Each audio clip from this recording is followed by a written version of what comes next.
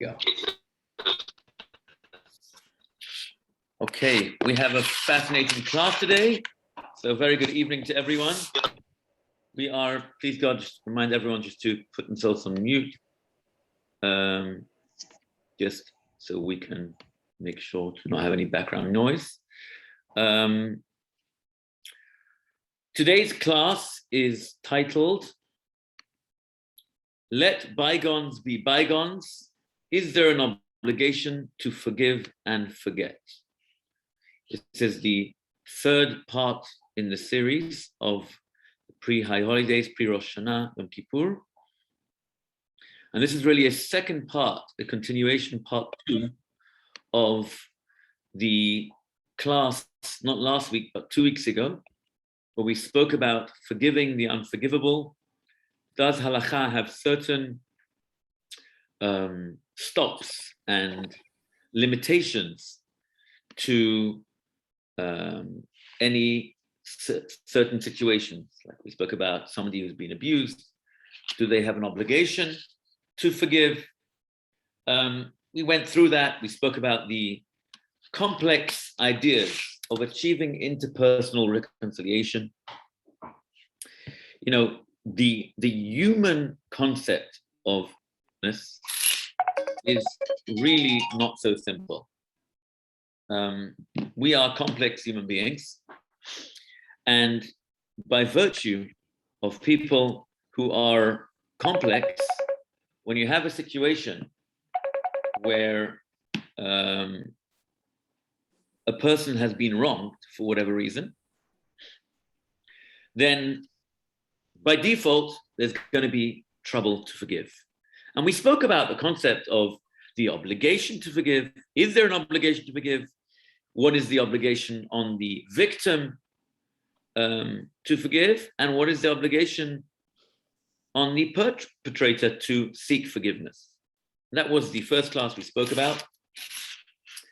We spoke about the special relevance there is before Yom Kippur to seek out forgiveness from one's friend. We spoke about that the averot between man and man, between man and God, can be forgiven through Yom Kippur. But through man and man, you can pray till tomorrow and shout yourself hoarse with your anenus throughout Yom Kippur. That's not going to help you if you don't ask forgiveness from one's friend who you slighted. We also spoke about the complexity of the issue from a psychological level, the burden a person has when a person is not able to forgive.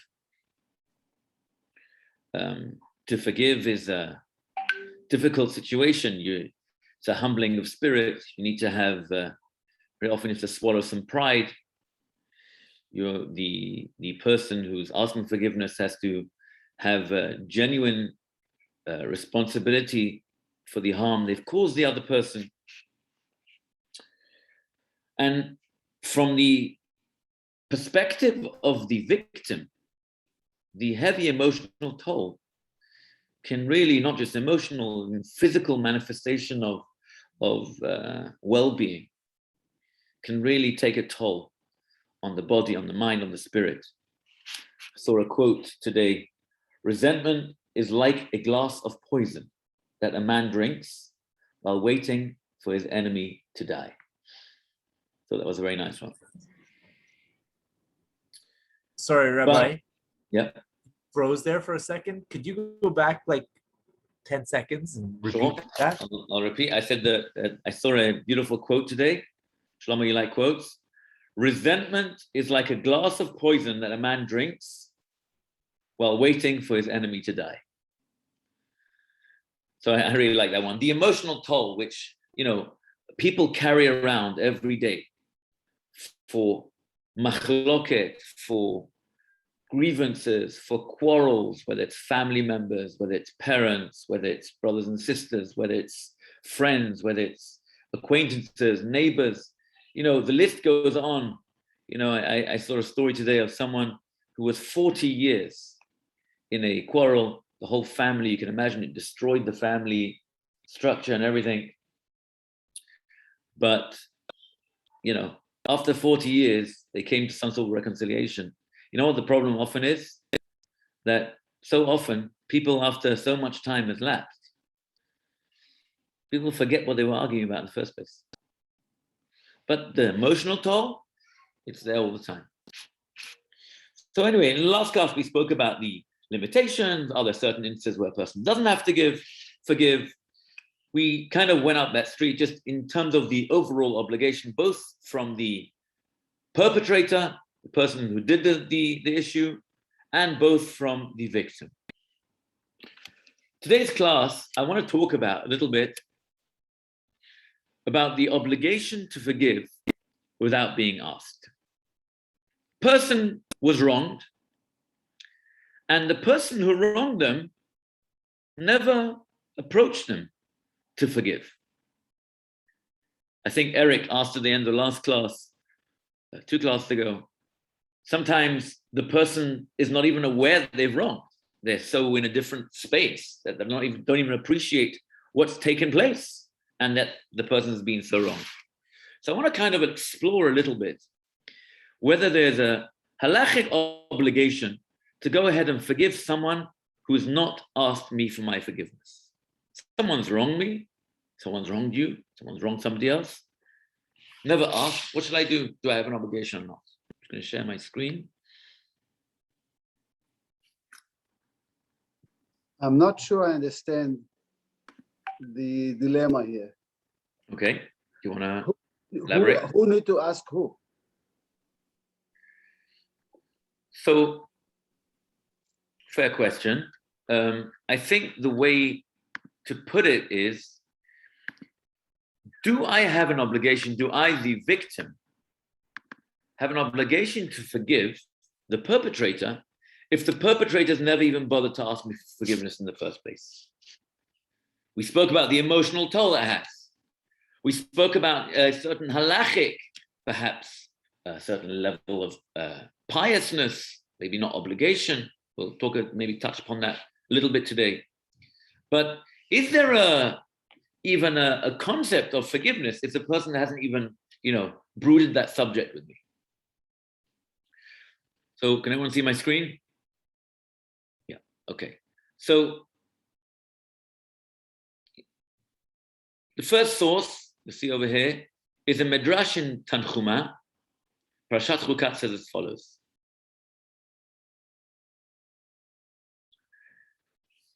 Uminayin shimsarach adam lechavero, ve'amar lo chatati, ve'eno mochelo, shenikra chotesh, ne'emar, gam chalila, mechatol Hashem machdol pale babatchem.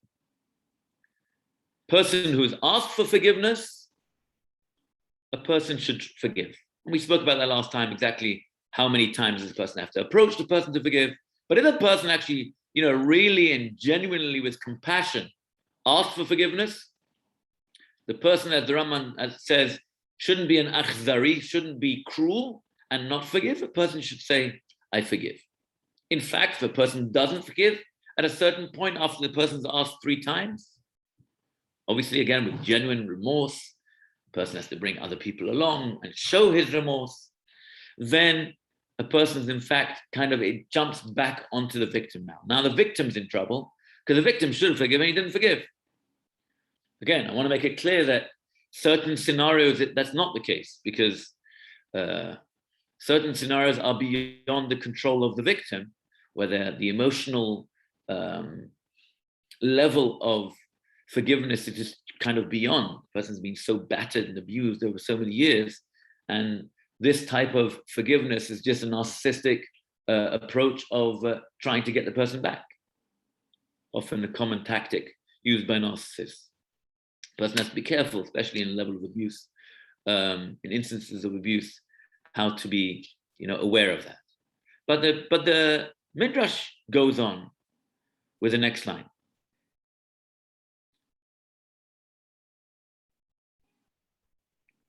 What happens if a person wants to ask forgiveness, and it seems to be that some of the Midrash got cut out. I'm not sure what happened. Basically, I'm going to just not read it from here. The story over there is, I got cut out. The story over there is Shmuel Hanavi had a whole situation where people blamed him for not appointing a king of Israel, and eventually he forgave them. But the Midrash says, when did he forgive them? When they actually came to him and they said, we have sinned, then Shmuel says, I forgive you. What seems to be explicit in the Midrash is that, or really it's the sources from the Navi, from the prophet, that really the obligation of forgiving only begins once the person begins the process. Once the perpetrator has approached the victim and requested forgiveness, then the victim is perhaps even obligated to a certain degree to, or maybe again, from a pious point of view, to go ahead and forgive. But before that happens, this has nothing to do with me. That's what seems to be from the Midrash. The story's got to start by the perpetrator taking the first step. Now, the question is, does the victim have to do anything? So the guy's forgotten. He didn't come to ask me for forgiveness, whatever it is. I'm walking around. I can't stand the face of the guy. I see him every day in synagogue, see him next door, see him in the grocery store, and the guy just is not bothering coming to me. Does the victim have some sort of, again, not obligation, should we say, should the victim try and spur the process of the offender by causing him to ask for forgiveness? So what would that look like? I would maybe make myself available, or, maybe bring up the topic in a roundabout way where the guy would realize the guy's actually really, really messed me up. So the Gemara in Yuma, if you look at source number 2, says as follows: Rabbi Zera ki havele milte b'hade inish, have chalif v'tain lekamei umamsile, ki heicha deneta v'nepuk lemidate. Rabbi Zera, one of the rabbis in the Talmud, when he had a complaint against the person who insulted him, he would go back and forth before the guy. He would basically present himself in front of this person who had wronged him, so that the person could actually come and appease him and ask for mechila. So he's making himself available to make it easier for the other person to apologize. The way Rashi puts it over there, he says, "Mamtzi nafshei lifnei mi shechata lo, ulai yivakesh mimenu mechila v'imchol." Perhaps, if by him presenting himself to him, then he will ask him for forgiveness. There's another story in the Talmud straight after this with Rav. It was a sad story, but we see from here there's Reb Zero's kind of went above and beyond to try and get this person to ask for forgiveness. Again, we see this concept of asking for forgiveness is both on the perpetrator and both on the victim, so much so that Reb Zera, as the victim, would make himself available to the person who offended him. It's interesting to note, Bishral Salanta, the famous father of the Muslim movement, had a student named Yitzhak Blazer, fondly known as Itzle Blazer. Itzle Blazer has got a book called Kochve Or, a very beautiful book. And he says over there that we have a certain precedent to this concept, that a person should make themselves available to the offender to enable that person to actually go ahead and be asked for forgiveness. Where do we see that? We see that in this period. Before Yom Kippur, for Rosh Hashanah, Yom Kippur, we see that God actually comes close to us. Dirshu Adonai behimatzeo, kira'uhu biyoto karov. Pasuk says, seek God when he's close, call out to him when he's closer to us. What does that mean? God, in this period of Yamim Noraim, the high holidays, takes the first step. And even though we're the ones who've wronged him, but he's the man, he's the bigger man, obviously not a man, but he's the bigger one over here who comes towards us and says, here's the opportunity. Here, I'm here. Do you need something?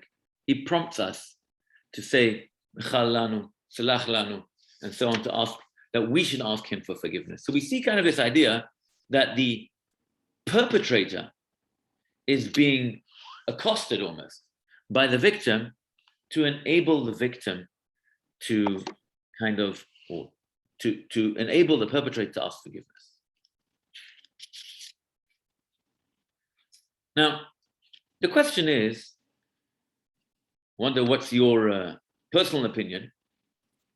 Do you think this is something unique to Yom Kippur? Or do you think this is something, which happened throughout the year?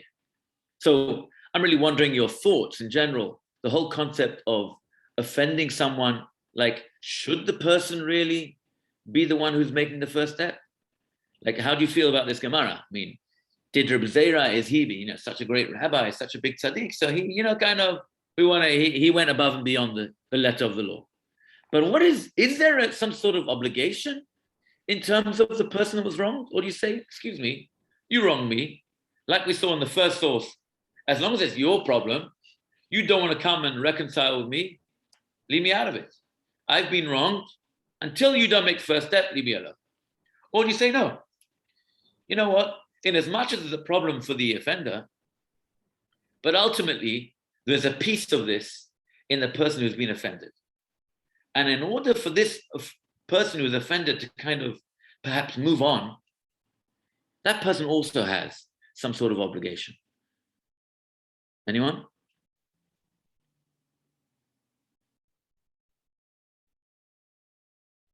You think this? Go on. So, since you brought me up earlier, let me just give a little bit of small background. My parents passed away, and since then, my siblings and I speak to 1 out of 4 siblings. 1 out of 3 other siblings, and it's just exploded. So, do I feel the need to forgive? Yes. But have they asked? No. Have I been able to forgive? No. Do I write an email and say, these are all the things that you did wrong, and please apologize? I don't know. But, it's great Sephardic tradition to say, yeah, I'm just not going to speak to you again. Right. That's my thought. Thank you, Eric. Thank you for sharing and being so vulnerable. So I think this is what we want to try and grapple with today. This reconciliation. Yes, Shlomo. We spoke about it so many times that it's a tshuva, right? So there's 3 steps to it. Hmm. You have to acknowledge what you did wrong. You have to promise not to do it again. And what was the 3rd one? I forget. And express what you've done wrong. Okay, so you have to, that's the same one as number 1. You've got to stop. Stop what you're doing. Okay, fine. Stop what you're doing. You've got to. That's assuming that it's an ongoing basis. Right? Right. Be a one-off. Exactly. So number 1 is azivat hachet, what the Rambam says. Yeah. Stop. You got to let go. Make sure you're not doing it. Then you've got to do charata, which is the recognition of what of the remorse. Yeah. Making sure you understand what's happened, and regretting it. We spoke about feeling guilty, feeling shame. That was last week. And then 3rd stage is actually, Kabbalah lahaba, making sure once you expressed it, and you're going to go ahead and make sure. Fine. Okay, so we established that. By Rabbi Zera passing by the person who offended him or wronged him, he's only giving him an opportunity to start the process. It's not even starting to forgive. Right. You can. Right. The question is, does he have to give him the opportunity? I mean, if the person hasn't started the process, why should I bother giving him the opportunity? Well, we all do that. Rabbi, look, you had a fight with your wife. Chas v'shalom. Yeah. Chas v'shalom. No, it never happens. I know that. But let's say you had an argument with your wife or with a friend. You're going to tell him, or you're going to show, or you're going to make a face, or you're going to disconnect, or you're not going to answer phones for a while. That's what Rabbi Zera did. He wanted to get the attention. Hey, he's waving a flag. I've been wronged. What's going on? Unfortunately, women have a non-verbal way of doing that, is by just usually not saying anything or making a face or saying, you know what's wrong. So now you have to guess. I wouldn't say just women. Well, it's half a joke, but I'm just saying, we all do that. So what Rabbi Zera did, we all do that. It's built in. The offender know that the other, most times, the offender know that the person he offended is offended because of the reaction he gets. You don't have to walk by his store, back and forth in front of his storefront to make it an appearance. It's actually very interesting you mentioned that for two reasons. One, for my next point, but secondly, in fact, if you look at the Gemara, I didn't actually bring it because I felt it would take away from the focus. But the Gemara actually, the next story after Reb Zera, brings a very, very sad story with Rav.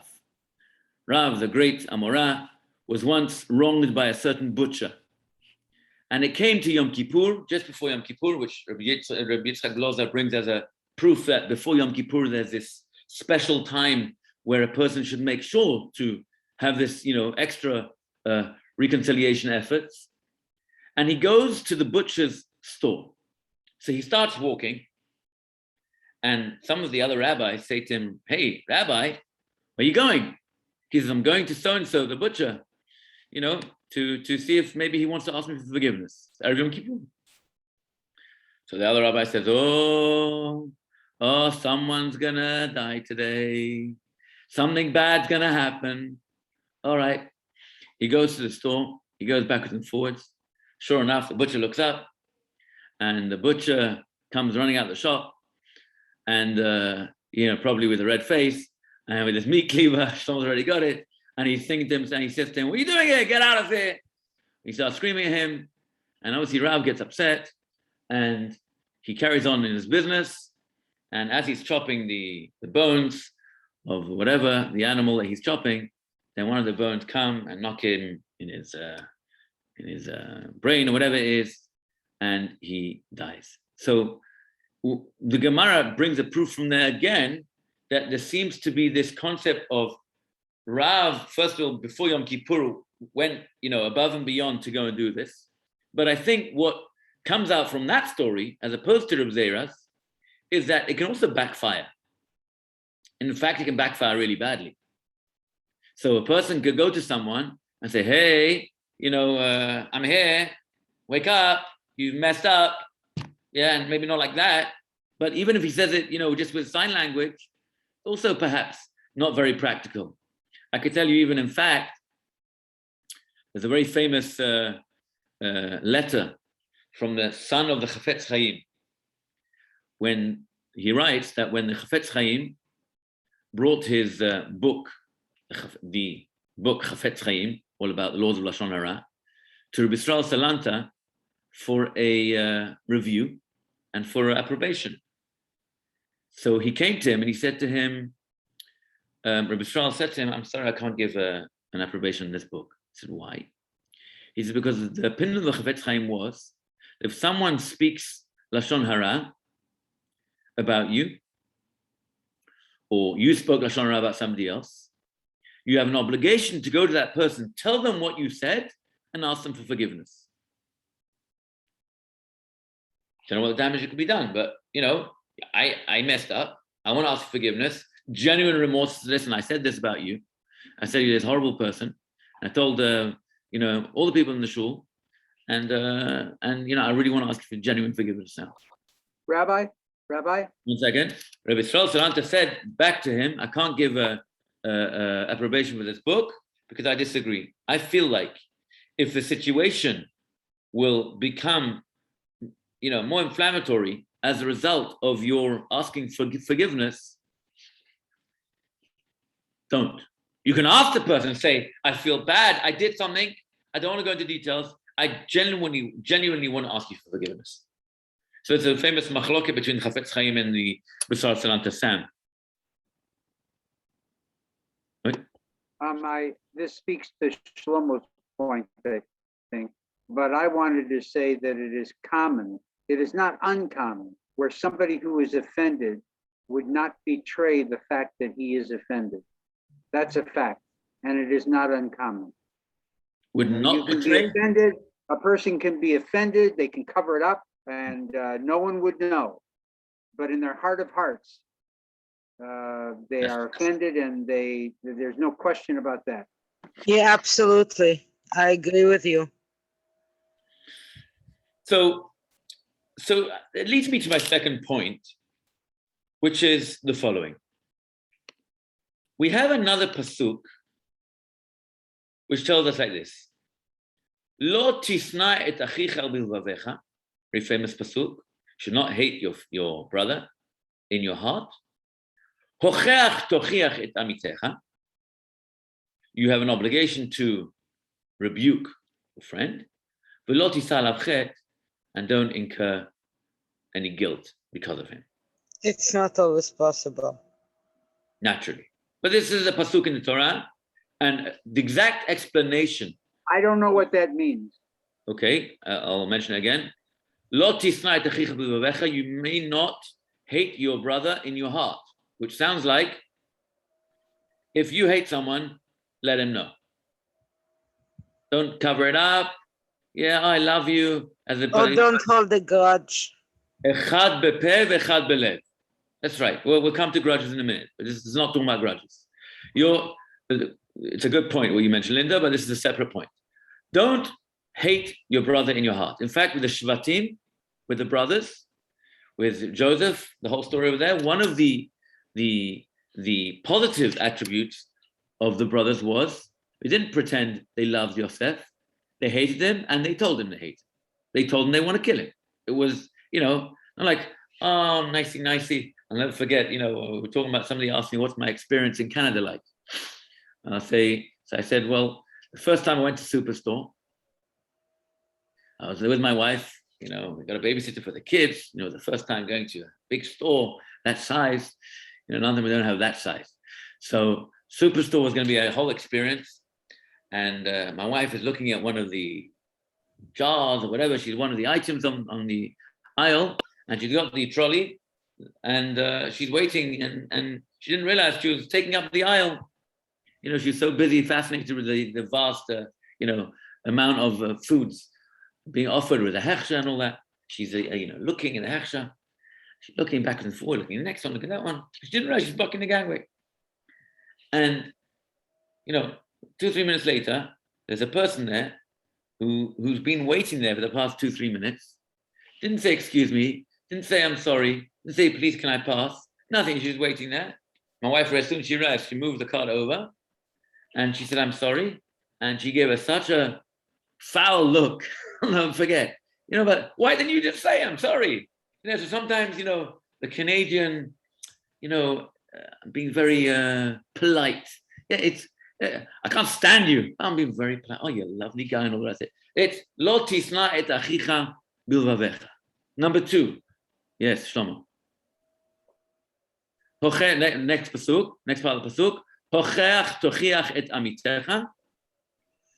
A person should give rebuke. A person should rebuke one's friend. Obviously, when the rebuke will be received, you don't go around, bashing people on the head for all the things they've done if it won't be received very well. Specifically, amitecha, a person who you're close to and will hopefully listen to you. Because it's from the Mikra, the Torah, there's no coincidence here that it's not the same thing. Otherwise, it would say, Lo tisna et achicha b'lavecha, hocheach tochicho. Good, very good. But it's talking about achicha is one thing, amitecha is another one. Good. Okay. Amitecha is your colleague, your friend, whatever you want to call it. But I think maybe there's two different persons here we're talking about. Right. Okay. So we'll see. Ramban actually argues with that, but that's the simple understanding of the pasuk. The simple understanding of the word hocheach tocheach tamitecha, which is what I want to focus on, is really don't admonish your friend. Don't give your friend, your neighbor, your brother, any sort of rebuke. Rambam and other Rishonim learn it a little bit differently.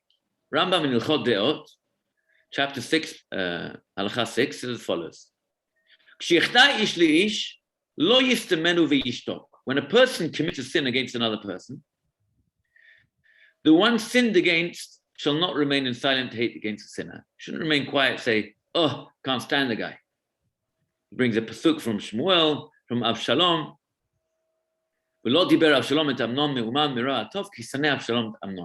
Avshalom, the son of David, hated his brother Amnon, and he never spoke to him. Not good, not bad.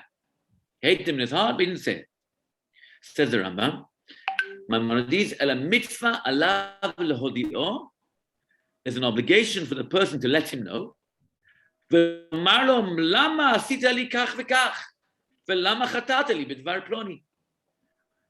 has an obligation to express his frustration with the person. Why did you do it? Why have I done to you? Sorry? No, but he raped Avshalom's sister. Right, that's right. Shenemar, hocheach tocheach et amitecha. Rambam brings a proof to this from the pasuk, hocheach tocheach et amitecha, a person should not rebuke his neighbor. Which seems to be Rambam's understanding of the words hocheach tocheach et amitecha is simply put, make sure you tell your friend that you got issues with that person. Doesn't mean, you're walking the street and you see the guy is not acting nicely, nothing to do with you, you start telling the guy off. No. When it's connected to you, make sure you let the person know why you're upset with him. Don't leave it in your heart. In fact, Ramban, Nachmanides, actually goes a step further. He says, the reason why you want to do that is ki bo'chicha oto itnatzelecha o yashuv v'yitvadeh al chato v'tchaper lo. He says the reason is because by you going up to the person, you're going to help him out. Because that person is now going to perhaps ask you for forgiveness or maybe clarify what he thought was his situation. A bit like what Sam said. Maybe he never even knew that he actually wronged you. And that way, you've kind of reconciled the whole situation. Ramban says very beautifully, the pasuk flows, Lo tisna et achicha b'levavecha. Don't hate your brother in your heart. Make sure you express that hatred to the person so you can either clarify what's going wrong or at least let the guy know why you feel bad and why he's wronged you. And that maybe that will be an opportunity for that person to go ahead and actually... I don't understand the last clause. It's the very last clause that I do not understand. I don't understand the English. I don't get it. In the Ramban? No, in the pasuk. I don't know what that means in English. V'lo tisa alav chet, and you should not carry as a result any sort of sin. Because that's the best way I can translate it. I can see how. Well, what is it? Give me an example. I have no idea what it means. I don't know what that means. I'll tell you how. Or give me an example. I have no idea what it means. I don't get it. Sam, I think this is the grudge we're talking about. Oh, this is the grudge? Yeah, that's my interpretation. Thank you. If that's it, thank you. Yeah. That doesn't, the English is weird. Yeah, this is English translation, not very good from Safari. Yeah? I just don't understand it. It's not that I disagree with it. I don't get it. Yeah. Article says like this. Yeah. You should not hate your brother in your heart. You shall reprove your fellow and do not bear a sin because of him. So Shlomo explains it as grudge. Does that make sense? A grudge. Don't hold a grudge. The way Rashi explains it is that although you are required to reprove those wrongdoers, you will be sinning if you do it the wrong way. Basically, be careful not to embarrass them. You're saying a person against whom one sins, that the one who's received the sin. If you're rebuking the person, Oh, make sure okay. you do it in a way where you're not going to embarrass him. Because if you do, you're going to mess up even more. That's the way Rashi explains it. So the sinner should do it with care. No, the person who is rebuking. Well, that's the sinner, isn't it? No, the person who's rebuking is rebuking the sinner. Oh, okay. So he's rebuking the sinner, but when he rebukes the sinner, make sure he doesn't embarrass him. Otherwise, he's going to get the sin. He, Don't as in the rebuker. Don't paint anybody. You always have to let somebody a way out, you know. Basically, yeah. Okay. Well, again, let's just try and recap what we've seen till now. We saw the Midrash. Midrash says that the obligation of forgiveness is only if the first person if the perpetrator makes the first step. He's wronged you, he's going to go and ask forgiveness. Like what Shlomo said, part of the tshuva process is to recognize that I've wronged you. We saw Reb Zera went above and beyond, perhaps, and he used to actually present himself in front of the person that did him wrong to give him the opportunity to ask for forgiveness. Then we said this is not what we said about Yom Kippur. We see a precedent to this, the fact that God presents himself to us and gets close to us during this period in order for us to go ahead and actually ask him for forgiveness. We then mentioned a general rule of not allowing hate to fester in our hearts. And the way the Rambam says it is, it's not about giving rebuke, but rather letting the person who's actually done us wrong know that he's actually wronged us. Rambam takes it one step further, is the reason why we're not supposed to, just keep that hatred in our heart and be very polite about it, is because if we actually present ourselves and let that person know that he's wronged us, that person can either clarify what's been wronged and perhaps explain the circumstances and why he didn't think it, or he'll actually ask forgiveness, he or she. Yes, Shlomo. This hocheach thing is a loaded word. It's not just saying that you've been offended. You have to explain why.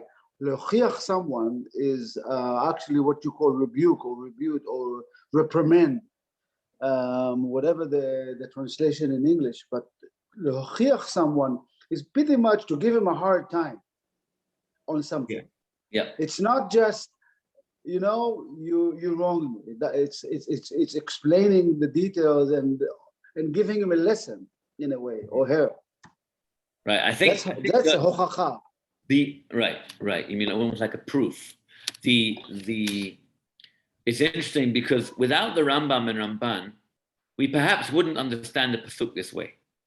We would understand this pasuk as not connected to the first part. Rather, there's one thing: don't let your hate in your heart. Don't leave your hate in your heart.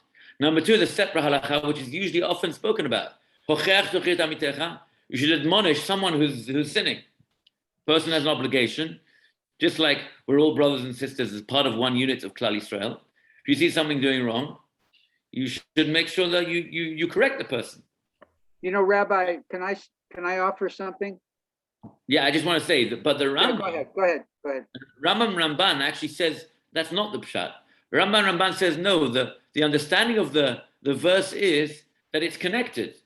Don't keep the hate deep in your heart, but make sure you express it to that person to enable that person to ask for forgiveness, a bit like Reb Zera, or to enable that person to express how they perceived the story. Yes, Sam, sorry.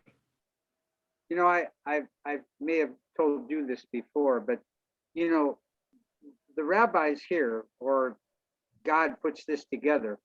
There is something quite remarkable about it, because I've always thought that conflict between two people or two peoples, it affords a great possibility, a great opportunity, because I believe, and this is why I like the fact that it's drawing these two people together in either way, in any of these ways. You can't go off someplace. You have to confront it. And because basically when there is conflict, only one of two things is going to happen. It's going to get better, it's going to get worse. It will not stay the same. conflict, it either erupts or it festers slowly, or oh, it's the same, nothing happened. When we see each other, it's the same as always. It's not true. So really, conflict is a wonderful, it's a great opportunity, really. I mean, things are going to get better, they're going to get worse. And this seems to this seems to embrace that whole idea. In all of these possibilities here, you can't go off to Quadra Island and meditate. That's not, it doesn't solve it, doesn't work, Very, very, very nicely put. Thank you, Sam. That is so true. But I think what's coming out from this is it almost sounds like that the importance for forgiveness in this instant is to be able to bring it down. And that means it almost seems like that there is an obligation on the person, on the victim, to almost maybe let go. How do you let go? By making sure he makes the other person understand the situation. And like Sam said, that can go two ways. So if we're talking about obligations, maybe it's not an obligation, but surely for the emotional piece of carrying that load, the person should go ahead. In fact, the Torah says a person should do that because of ocher tochirat amitecha. Now, we spoke about 2 weeks ago, there is a certain pious level, midat chasidut. For example, Nechunya ben Akana, they asked him, why do you have a long life? He said, because I always forgave anybody who wronged me. Then we had Mar Zutra, we spoke about, who every time before he went to bed, he never wanted to carry that load into bed with him.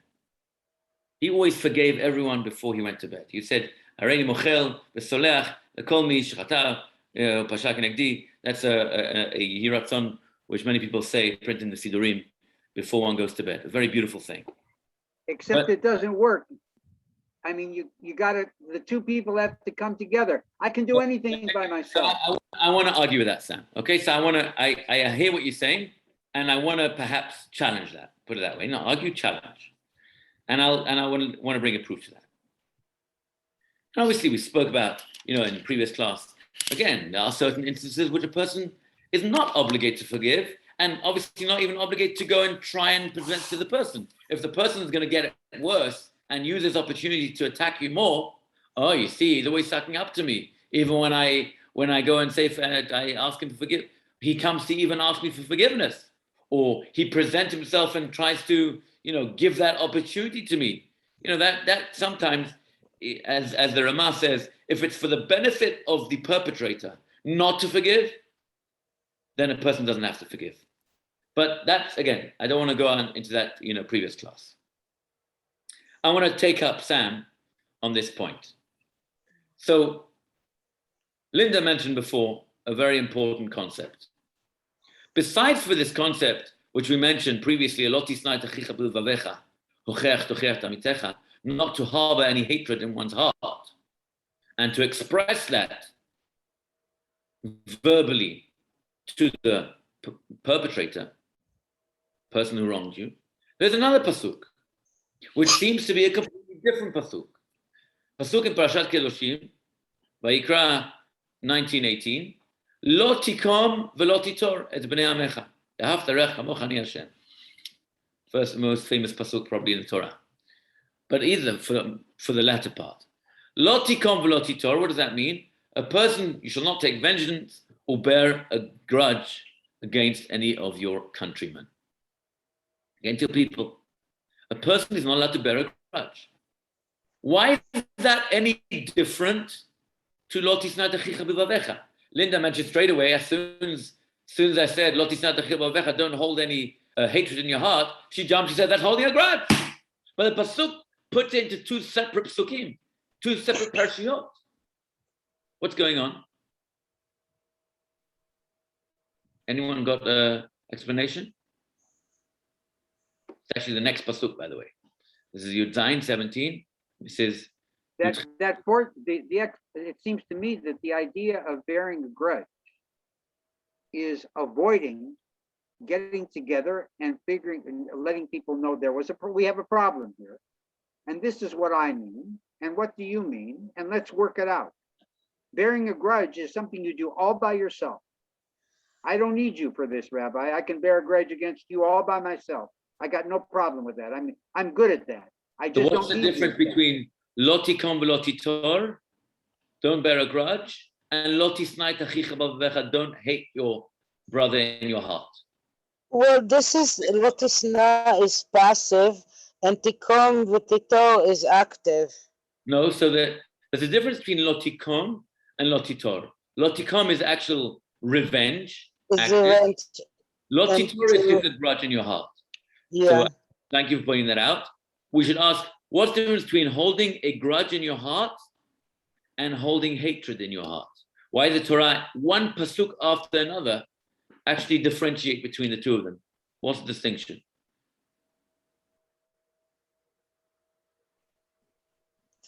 And to consider the pasuk that comes after V'ahavta lirecha kamocha.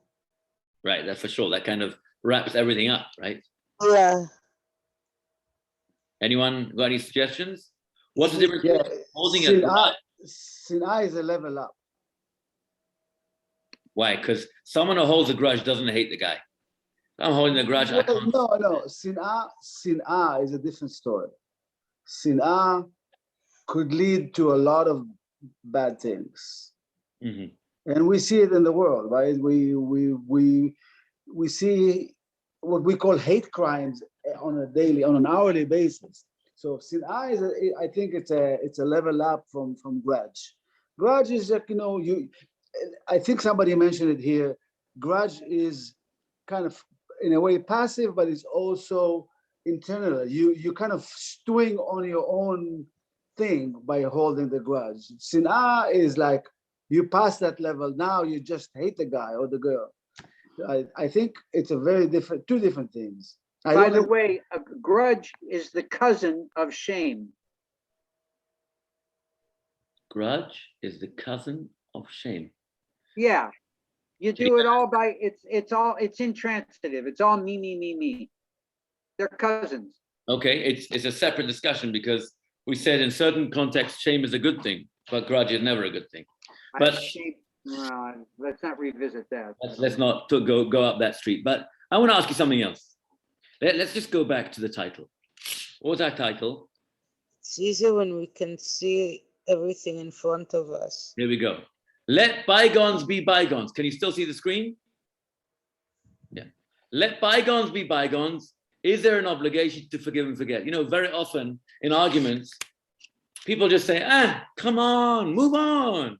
Just forgive and forget. Yalla, no. How often have we heard that? Is that a thing? Is that a thing? So here's the deal.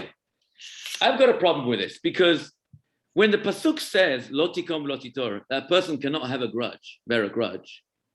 It seems to be that irrespective of the person who's wronged me, I shouldn't be holding a grudge. I should forgive the guy.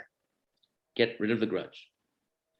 The problem is, we quoted the Midrash right at the beginning, which says that the obligation to forgive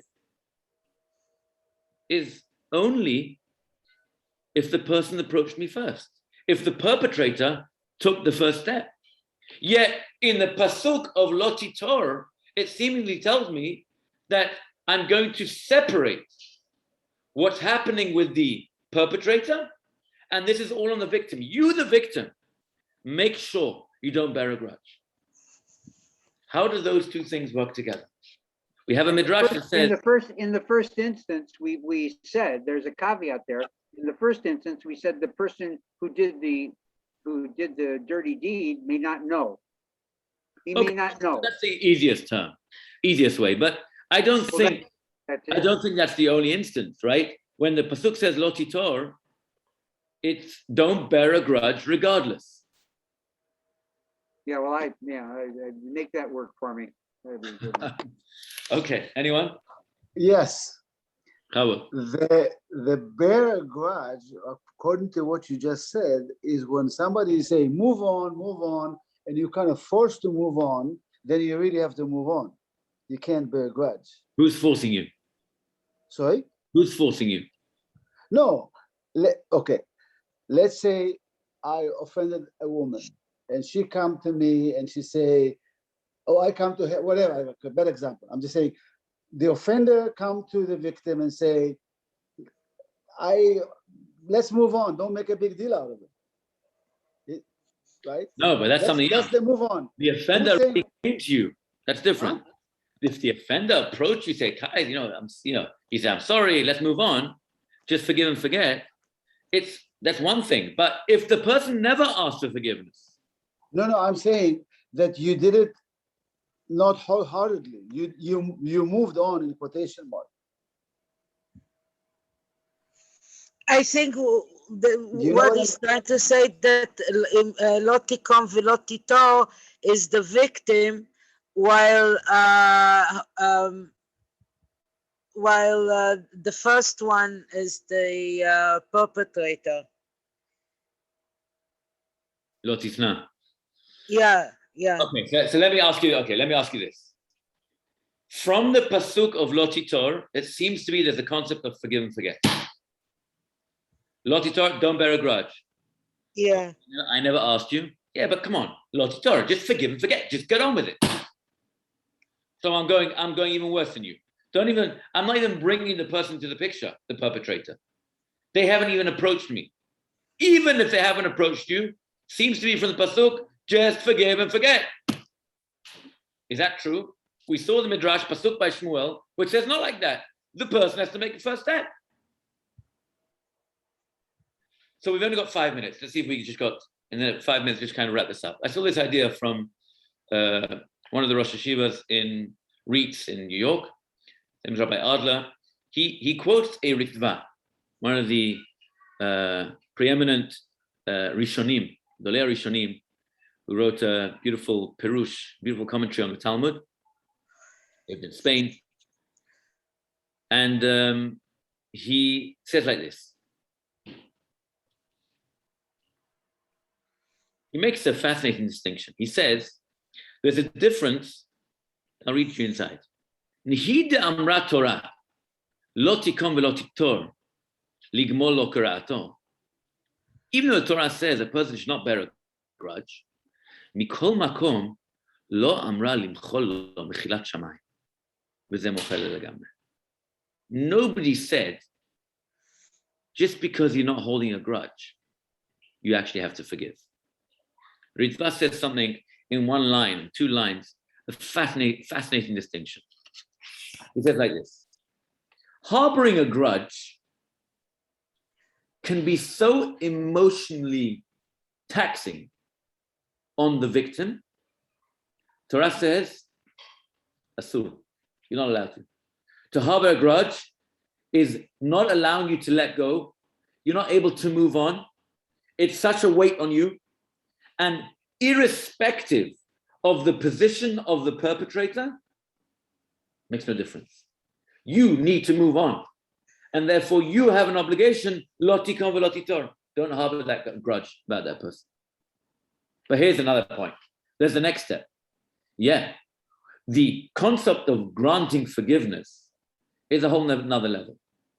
And that is, there's a moral obligation to grant forgiveness if a person has come across and asked for forgiveness, genuine remorse. But if the person never made the first step, I don't have any moral obligations. Yeah, perhaps it's a pious obligation of very great people who wouldn't go to bed without forgiving the world. But do I have to? No, I only have to when the person approaches me. The person hasn't even recognized it. Nothing to do with me. But for me to go to bed with this emotional weight and drink that poison and wait for that person to die, lo tikom v'lo titor, says the Torah. I think it's a beautiful distinction which the Ritva makes between how the person, the victim, is supposed to look at this whole situation. Yes, the person's wronged you.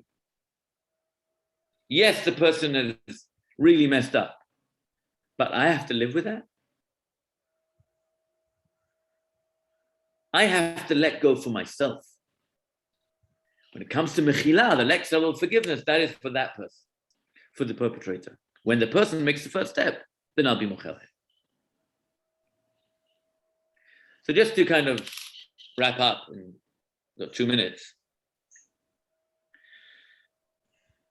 You know, many people before Yom Kippur, they hide behind all sorts of lame excuses. They hide behind excuses. Yeah, I mean, yeah, the person really wronged me. The person spoke Lashon Hara about me. The person, you know, bro, we spoke about last time, you know, different situations where a person is not supposed to forgive, right? One of them was, for example, sexual harassment, sexual abuse, physical, emotional abuse, all these things where a person is not obligated to forgive. It can actually mess with the victim's brain. You have to be very, very careful about that. Definitely not to push that. But even we spoke about Lashon Hara. We spoke about one WhatsApp nowadays, one email, one digital imprint on the web can mess up a person's career. You just, you know, put something online and suddenly it's around the world being, tweeted 20,000 times and it's all over. Person's entire reputation, family, and everything's gone through the window. How can you forgive for that? Shulchan Aruch says you don't have to forgive for that. Person tarnishes someone's reputation, doesn't forget. Because it's gone too far out. The damage is too far out. It's not like you said something, you know, bad to somebody else and that person, you know, you can kind of, you know, contain it. Very, very dangerous, this whole game in today's world. However, people often do not let go for other reasons. And they just say, look, no, the person doesn't really regret. He doesn't show genuine remorse, you know, what he did, you know. And I think it's so important for Erev Yom Kippur, for a person to appreciate that just like Hashem gives us the opportunity to come forward and to even to forgive in general, we also sometimes have to let go and move on. I think there's a beautiful idea, the Gemara Rosh Hashanah, I quoted this last time, but it's so important to mention. Rava Amar Kol HaMa'avir al Midotav, Ma'avir lo al Kol Pshav. Anybody who forgives his reckonings with other people, someone's wronged him, he lets it go, God will also over al Pesha. He will also let it go. So how do you do that? How do you let go when someone's really wronged you? You want to forgive the guy, but the guy, I can't stand the guy, I hate the guy. He really wronged me. He really messed up. Doesn't even ask me for mechila. What should I do? So he's got an obligation. You don't worry about his obligation. What about my obligation? Then I have to want to forgive. For my emotional stability, for my Yom Kippur, for me to have a good year next year, I don't want God to remember my sins. So if I don't make such a cheshbon, I don't make so many calculations with other people, God also won't make so many calculations with me. Prefer that way. There's many different strategies how to do that. I'm going to finish off with this Rambam. Beautiful Rambam. Rambam says in L'chot Deot 7:7. Ra'ui lo le'adam, he says, afal pi shenokeh alav de'a ra'ahi ad me'od. Somebody who you know takes vengeance, revenge, and holds that, you know, festering of anger in their heart. Midah ra'ahi ad me'od. He says, it's a terrible midah.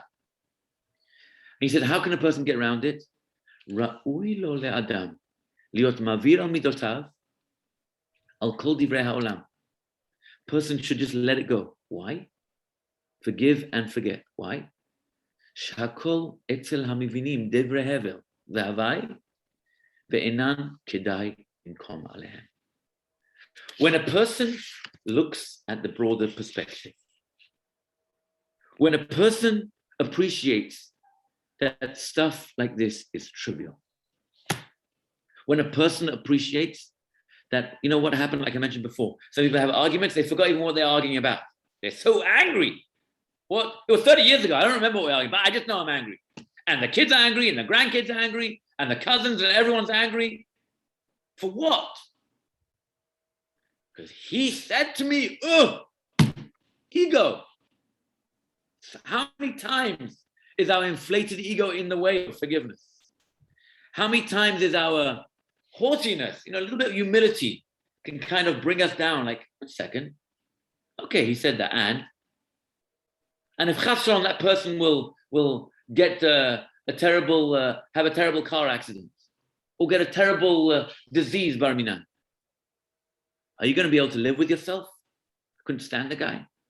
Or suddenly, oh my goodness, suddenly you realize life is so short. I think what happens with Yom Kippur kind of reframes our priorities. Yom Kippur gives us the opportunity to see things for what they really are, to have that broader vision, to have that humility, to have that healthy understanding. And by doing that, the person can have a broader perspective to let go. And that physical, emotional, unhealthy guilt or weight of that lack of forgiveness, the person will be able to forgive and forget. Okay?